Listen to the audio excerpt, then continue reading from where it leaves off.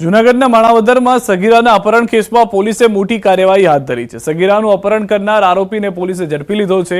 ઈલુ ઉર્ફ ઇલેશ નામના આરોપીની પોલીસે ધરપકડ કરી છે। માણાવદરથી સગીરાનું બદકામ કરવાના ઈરાદે અપહરણ કરાયું હતું। પોલીસે વિધર્મી આરોપીની ધરપકડ કરી તપાસ હાથ ધરી છે।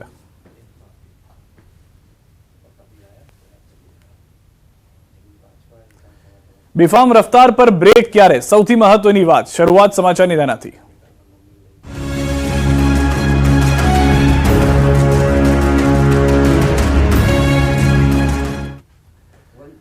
અરવલ્લીમાં અમદાવાદ ઉદયપુર નેશનલ હાઈવે પર અકસ્માતમાં 4ના મોત થયા છે। મોડાસાની અંદર ગળાધર નજીક અકસ્માત થયો। નેશનલ હાઈવેના પુલ પરથી કાર નીચે પટકાઈ। શામળાજી મંદિર દર્શન કરી પરત જતા પરિવારને અકસ્માત નડ્યો। કારમાં સવાર 4 લોકોના ઘટના સ્થળે મોત થયા।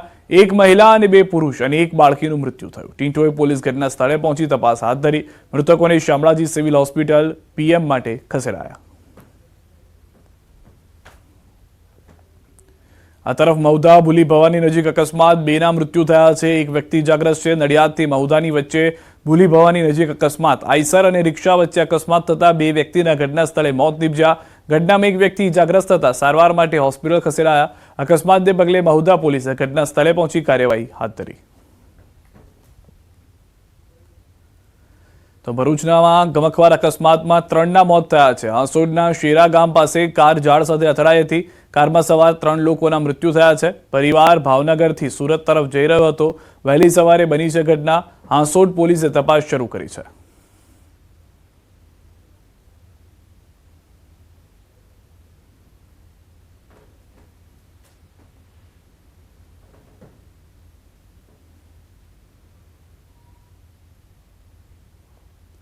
તો કારમાં સવાર 3 લોકોના મૃત્યુના દ્રશ્યો આપ જોઈ રહ્યા છો। બીજી તરફ એ પણ ઘટના ઘટી હતી કે જ્યાં આગળ કારનો કચ્છરઘાણ નીકળી ગયો હતો।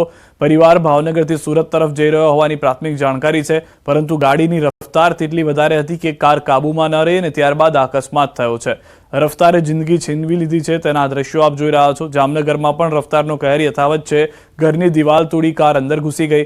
અકસ્માતમાં કાર ચાલકનું મૃત્યુ નીપજ્યું। પૂરપાટ આવતી કાર ઘરમાં ઘૂસી। કાર ચાલક નશામાં હોવાનો આરોપ છે। તો આ સમગ્ર ઘટનામાં કાર 100 કિલોમીટર પ્રતિ કલાકની આસપાસની સ્પીડે હોય તેવું અનુમાન લગાવાઈ રહ્યું છે અને મોડી રાત્રિના નશાની હાલતમાં કાર ઘરમાં ઘૂસી હોવાનું લોકોમાં ચર્ચાઈ રહ્યું છે। ત્યારે રાત્રે પોલીસ અને 108 દ્વારા ઘટના સ્થળે દોડી જઈ કાર ચાલકને હોસ્પિટલ ખસેડાયો હતો। બીજી તરફ અરવલ્લી, ખેડા અને ભરૂચમાં પણ આવી જ રીતની તપાસ જે છે તે જોવા મળે તેવી જરૂરી છે, કારણ કે ગાડી સ્પીડમાં હતી, અકસ્માત થયો છે, લોકોએ જીવ ખોવાનો વારો આવ્યો છે।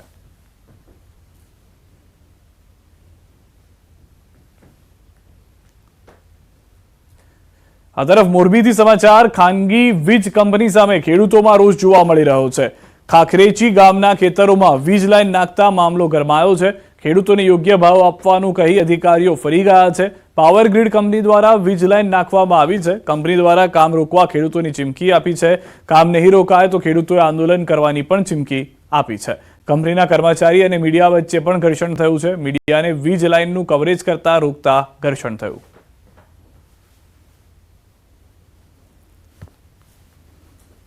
સરકારના પણ વિરોધી નથી, કંપનીના પણ વિરોધી નથી, વિકાસના વિરોધી નથી, પણ જે અમને ખેડૂતોને અન્યાય થયો છે એનો અમે ન્યાય માગવા આવેલા છીએ। નથી ભીખ માગવા આવ્યા, નથી અમારે વધારાનું પણ જોતું। અમારી જે જંત્રી અત્યારે છે એ એકદમ તળિયાની છે અને જો એ પ્રમાણે જો ચૂકવણું કરે તો ખેડૂતોને કાંઈ પણ મળતું નથી। અમારી માગણી એવી છે કે બજાર ભાવ જે અત્યારે છે અને એ પાછી કંપનીએ પોલમાં કરી દીધેલ છે। અમારી જે માંગ છે એ અમને માંગ આપી દે। જે વળતર આપવાનું છે 1003 અમે વાત કરી છે। એના સાહેબો અધિકારીઓ સાથે પણ બેસીને વાત થઈ છે, તો કોઈ પણ જાતના કાગળ, કોઈ પણ જાતના પરિપત્ર વગર અહીં ખેડૂતોની હેરાનગતિ કરે છે અને એની પોતાની મનમાની કરે છે। મીડિયા કર્મીને ન ગણાડતા હોય તો અમારા ખેડૂતને કેવી રીતે આ સાહેબ જવાબ દે?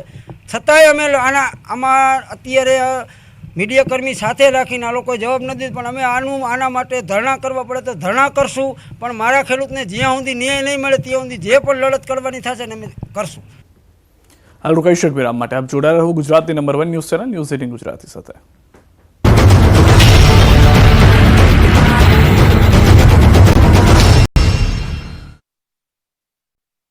મોથો વલસાડ જિલ્લાની પારડી નગરપાલિકાનું ઊંઘતું તંત્ર હવે હરકતમાં આવ્યું અને શહેરમાં રખડતા પશુઓને ઝડપી લેવા પ્રયાસો હાથ ધર્યા. પાલિકાના પશુ પકડવાના આ અભિયાન અંતર્ગત 8 પશુઓને ઝડપી તેમને ઉમરસાડી ગૌશાળામાં રખાયા છે. શહેરની બજારોમાં અને જાહેર રસ્તા પર રખડતા પશુઓ અડીંગો જમાવે છે. બજારમાં અને રસ્તામાં રખડતા પશુઓ રાહદારીઓ અને વાહન ચાલકો પર હુમલાના બનાવો પણ બને છે. સાથે જ આ પશુઓને કારણે અકસ્માતો પણ સર્જાય છે. આથી રખડતા પશુઓની સમસ્યાથી છુટકારો અપાવવા માટે અનેકવાર સ્થાનિકોએ પાલિકાને રજૂઆત કરી. જો કે પારડી નગરપાલિકામાં અત્યારે વહીવટદારનું શાસન ચાલતું હોવાથી છેલ્લા કેટલાક સમયથી શહેરમાં રેઢિયાર વહીવટ ચાલતો હોય અને પારડી રણીધણી વગરનું હોય તેવી પરિસ્થિતિ હતી. 2 દિવસ અગાઉ જ પારડીના ભર બજારમાં એક રખડતા પશુએ રસ્તેથી પસાર થતા પિતા પુત્ર પર ગંભીર હુમલો કર્યો. જાહેર બજારમાં બનેલી આ ઘટનાને કારણે ચકચાર મચી ગઈ. રખડતા પશુના પિતા પુત્ર પર હુમલાના દ્રશ્યો પણ સીસીટીવીમાં કેદ થયા. આ ઘટના બાદ રખડતા પશુઓની સમસ્યાને લઈ લોકોમાં રોષ જોવા મળ્યો. પારડી નગરપાલિકાના રેઢિયાર વહીવટ સામે લોકો રોષ વ્યક્ત કરી રહ્યા હતા. આથી આખરે પારડી નગરપાલિકાનું તંત્ર ઊંઘતું જાગ્યું છે અને હવે શહેરમાં અડીંગો જમાવતા રખડતા પશુઓને ઝડપી લેવા પ્રયાસો હાથ ધર્યા. આ અભિયાન માત્ર દેખાડા પૂરતું ન રહે અને શહેરમાંથી રખડતા પશુઓની સમસ્યાનો કાયમી સમાધાન આવે તે જરૂરી છે. એક તરફ વાવ પેટા ચૂંટણીમાં કોંગ્રેસ મજબૂત હોવાનું પ્રદર્શન કરી રહી છે. એક જૂથ હોવાના નામે સંમેલન કર્યા ત્યારે સુરેન્દ્રનગરથી કોંગ્રેસને ઝટકો લાગ્યો. લીંબડીમાં કોંગ્રેસ તૂટી. સુરેન્દ્રનગરના લીંબડી તાલુકાના અલગ અલગ વિસ્તારના 150 જેટલા કોંગ્રેસના આગેવાનો ભાજપમાં જોડાયા. રાણાગઢ અને ફુલવાડી સહિતની ગ્રામ પંચાયતના 150 જેટલા આગેવાનો ભાજપમાં જોડાયા. ગ્રામ પંચાયતના કોંગ્રેસના હોદ્દેદારો, કાર્યકરો, આગેવાનોએ કેસરીઓ ધારણ કર્યો.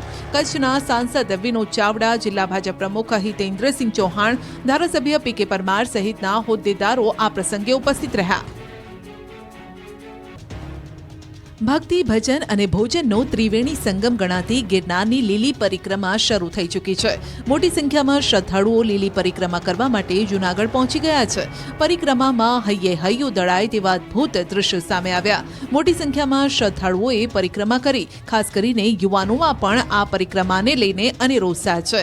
પરિક્રમાર્થીઓ હાથમાં લાકડી લઈને તો કેટલીક મહિલાઓ માથે સામાન રાખીને પરિક્રમા કરતી નજરે પડે છે.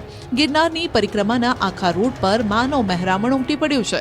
આ વર્ષે સારા વરસાદના પગલે ઝરણામાં ભરપૂર પાણીની આવક છે. આથી ઠેર ઠેર પરિક્રમાર્થીઓને પાણીમાંથી પસાર થવાનો લાહવો પણ મળે છે. જય ગિરનારી, હર હર મહાદેવના નાદ સાથે લાખો ભક્તોએ પ્રકૃતિના ખોળે અડીંગો જમાવ્યો. તો સાધુ સંતો પણ પરિક્રમા પથ પર દોહા છંદ લલકારી ભક્તિમય માહોલ સર્જતા જોવા મળ્યા. 36 કિલોમીટરની પરિક્રમામાં 10 લાખથી વધુ ભક્તો ઉમટી પડ્યા છે. અત્યાર સુધીમાં 7 લાખ લોકોએ પરિક્રમા પૂર્ણ પણ કરી લીધી છે. અનેક લોકોની પરિક્રમા પૂર્ણ થવાના આરે પણ છે. પરિક્રમામાં અનેક શ્રદ્ધાળુઓ જંગલમાં વિસામો ખાતા નજરે પડ્યા. કેટલાક શ્રદ્ધાળુઓએ જંગલમાં જાતે જ રસોઈ બનાવી. અન્ન ક્ષેત્ર પણ સતત ધમધમી રહ્યા છે. યાત્રાળુઓને કોઈ પ્રકારની તકલીફ ન પડે તે માટે તંત્ર સહિત અનેક સેવાભાવી સંસ્થાઓએ પણ ખાસ વ્યવસ્થા કરી છે. અનેક લોકોએ પરિક્રમા કરી ધન્યતા અનુભવી. ભક્તોને કોઈ અગવડ ન પડે તે માટે પોલીસ તંત્ર પણ સતત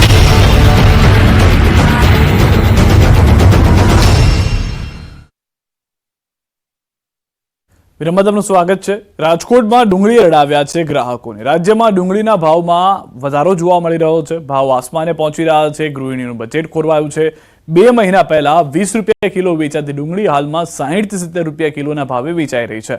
ન્યૂઝ 18ની ટીમે શાક માર્કેટમાં જઈ વેપારીઓ અને ગ્રાહકોની વ્યથા જાણી. વધુ વરસાદના કારણે ડુંગળીનો પાક બગડી ગયો હોવાનું વેપારીઓએ જણાવ્યું. બીજી તરફ ડુંગળીના ભાવ વધતા ગૃહિણીઓ મુશ્કેલીમાં મુકાઈ ગઈ છે. પહેલા કરતા ડુંગળી ઓછી ખરીદી રહ્યાનું મહિલાઓએ જણાવ્યું છે.